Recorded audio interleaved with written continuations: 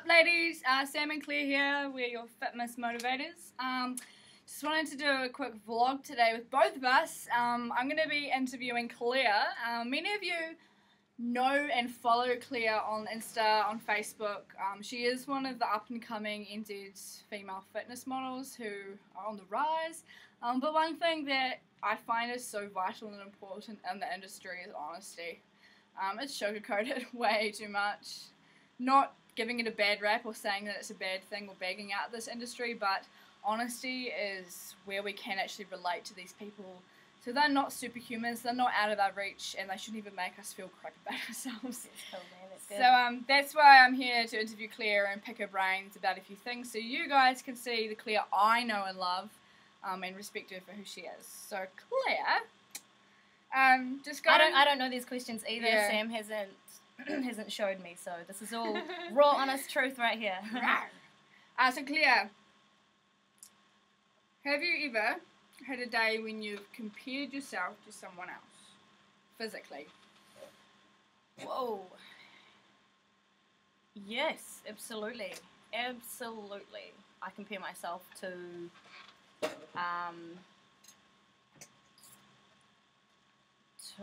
my friends and family that I am surrounded in, and I compare myself to people that I follow in the fitness industry, and I follow them for I compare myself in two different ways, if you like my friends and family that I surround myself in, I compare myself to them in a way of qualities that I can relate to. Yeah. And whereas people in the fitness industry, I compare myself to them in a way that is more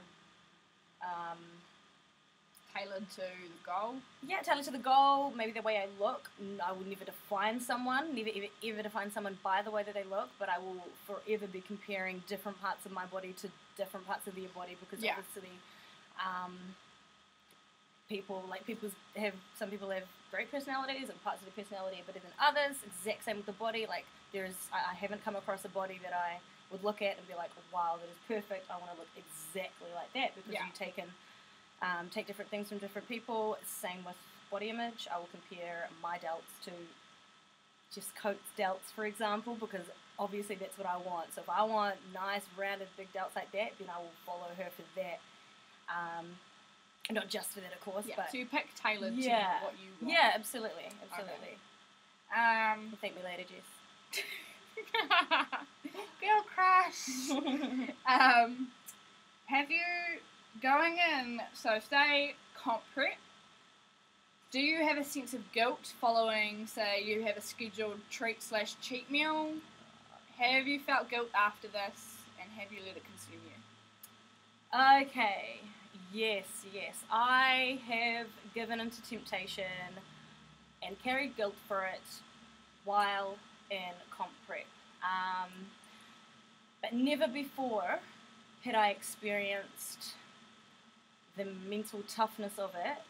In other words, have I felt the guilt so much training up for my last show.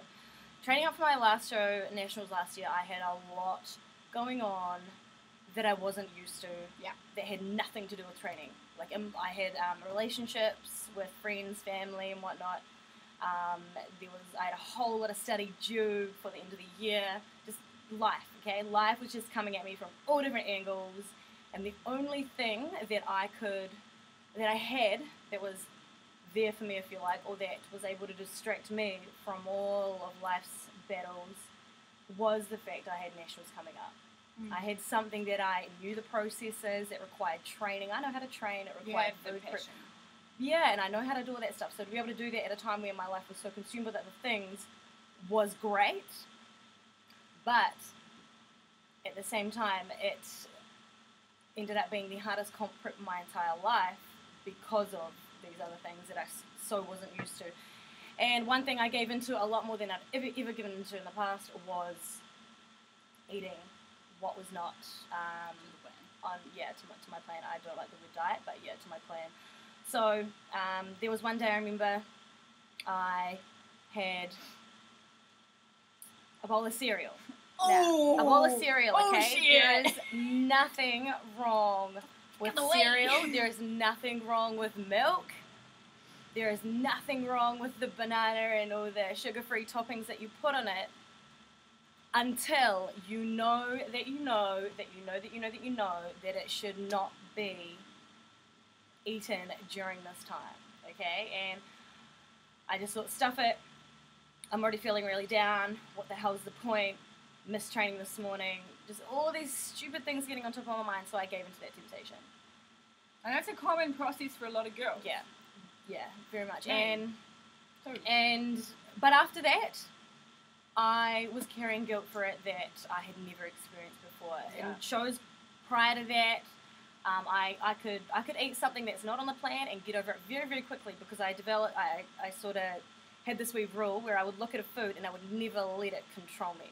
So if I was going to cheat, I would look at, say, what is it? I don't know, a chocolate bar. Chocolate bar was in front of me, and knew that I wasn't allowed it, but I wanted to eat it. I would look at it and say, I'm going to eat you, but I'm not going to let you make me feel guilty.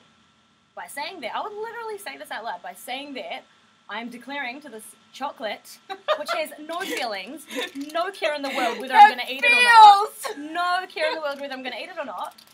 But you let it have so much power and control over your life. So I would literally say that to my wee friend at chocolate bar here, and say, I'm not going to let you control me. So I would eat it, boom, I would enjoy it, and that was it. On to my next training, on to my next, right back onto it. But this one in particular, I couldn't. And there was one time where, I cried. I've cried over food before. There you go. I've cried over food before because for some reason it was able to get from the plate into my mouth. I don't know how. I don't know if I picked it up.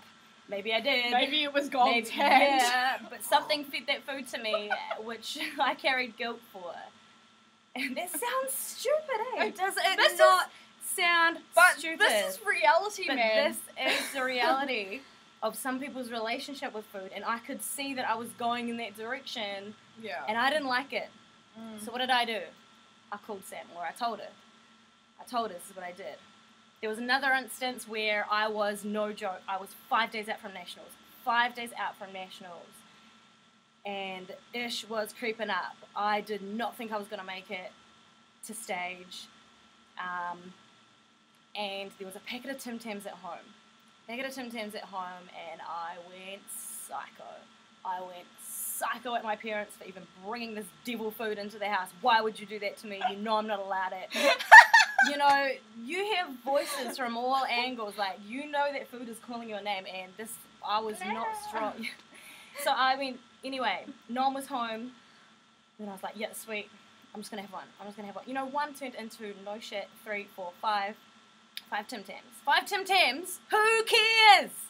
But when you're not allowed it, because of your goals, because you're about to step on stage in a week, and because the whole, you know that you've got a following that admire what you do, you want to make them happy, man. That shit is inspiring, you don't want to pick at a Tim Tams taking your happiness. I ate Tim Tams and I didn't know what to do.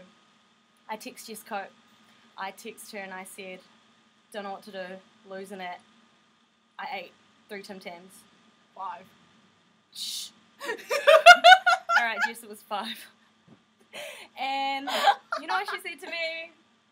You eat those She goes to me, Claire, you need to eat, oh my god, it must have been like 3,000 plus calories to gain 1 kg of fat. How many calories in those Tim Tams you ate? Like, it doesn't even equate.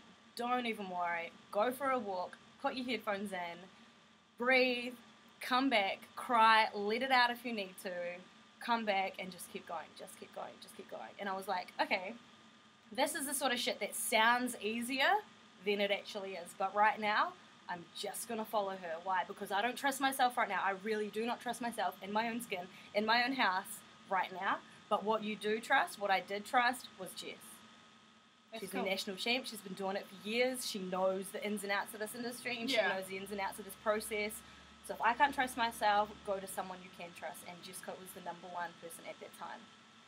So that's what I did. So I just followed this wee text, put my music in, or went for a walk, came back, probably shed a tear or 10 or a million, but whatever, And a Tim Tam's worth of tears. Yeah, and then got on with it and just going, saved my life that day. Dear Sarah, GB. GB. So yeah. Whoa!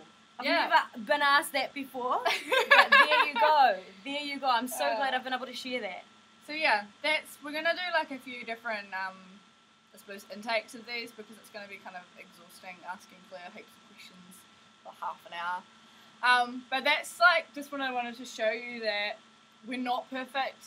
Like far out. I might in a week I probably go 5 out of 7 days I'm really good. The other 2 days I'm a bit relaxed. I might have a bad day or I'll beat myself up over something and it'll consume me for the whole day, but then I'll look back at it at the end of the week and think that was really stupid. And that's literally the process for me. And for Claire, she deals with it on a different scale of intensity. But we'll go to that another day, and thanks for watching. I just want to say, if you did enjoy that, or if you could relate to that in one way or another, then please let me know. I love hearing that stuff because it's all real talk. And it makes me feel like okay that other people go through this stuff too. But yeah, thanks so much for listening. Hope you enjoyed it, and I can't wait to get some more of these out.